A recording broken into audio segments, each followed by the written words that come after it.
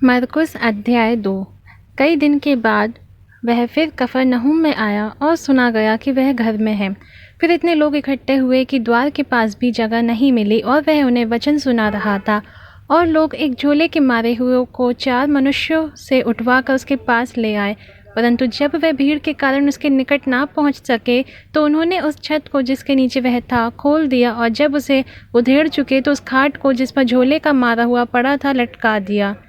यीशु ने उनका विश्वास देखकर उस झोले के मारे हुए से कहा, हे पुत्र, तेरे पाप क्षमा हुए। तब कई एक शास्त्री जो वहाँ बैठे थे अपने अपने मन में विचार करने लगे कि यह मनुष्य क्यों ऐसा कहता है। यह तो परमेश्वर की निंदा करता है। परमेश्वर को छोड़ और कौन पाप क्षमा कर सकता है। यीशु ने तुरंत अपनी आत्मा में जान लिया कि वे अपने मन में ऐसा विचार कर रहे हैं, और उनसे कहा, तुम अपने अपने मन में यह विचार क्यों कर रहे हो। सहज क्या है, क्या झोले के मारे से यह कहना कि तेरे पाप क्षमा हुए, या यह कहना कि उठ अपनी खाट उठाकर चल फिर। परंतु जिससे तुम जान लो कि मनुष्य के पुत्र को पृथ्वी पर पाप क्षमा करने का भी अधिकार है। उसने उस झोले के मारे हुए से कहा, मैं तुझसे कहता हूँ, उठ अपनी खाट उठाकर अपने घर चला जा। और वह उठा और तुरंत खाट उठाकर और सबके सामने से निकल कर चला गया। इस पर सब चकित हुए और परमेश्वर की बड़ाई कर कर कहने लगे कि हमने ऐसा कभी नहीं देखा।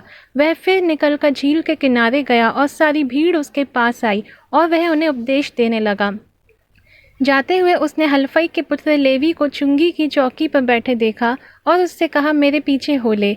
और वह उठकर उसके पीछे हो लिया, और वह उसके घर में भोजन करने बैठा। और बहुत से चुंगी लेने वाले और पापी यीशु और उसके चेलों के साथ भोजन करने बैठे, क्योंकि वे बहुत से थे और उसके पीछे हो लिए थे। और शास्त्रियों और फरीसियों ने यह देखकर कि वह तो पापियों और चुंगी लेने वालों के साथ भोजन कर रहा है, उसके चेलों से कहा, वह तो चुंगी लेने वालों और पापियों के साथ खाता पीता है। यीशु ने यह सुनकर उनसे कहा, भले चंगों को वैद्य की आवश्यकता नहीं, परंतु बीमारों को है।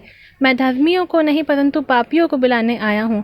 यूहन्ना के चेले और फरीसी उपवास करते थे, सो उन्होंने आकर उससे यह कहा कि यूहन्ना के चेले और फरीसियों के चेले क्यों उपवास रखते हैं, परंतु तेरे चेले उपवास नहीं रखते।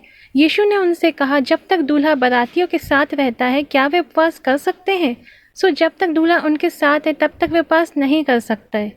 परंतु वह दिन आएंगे कि दूल्हा उनसे अलग किया जाएगा, उस समय वह उपवास करेंगे। कोरे कपड़े का पैबंद पुराने पहरावन पर कोई नहीं लगाता, नहीं तो वह पैबंद उसमें से कुछ खींच लेगा, अर्थात नया पुराने से, और वह और फट जाएगा।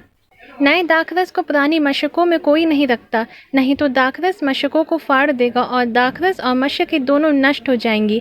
परंतु दाख का नया रस नई मशकों में भरा जाता है।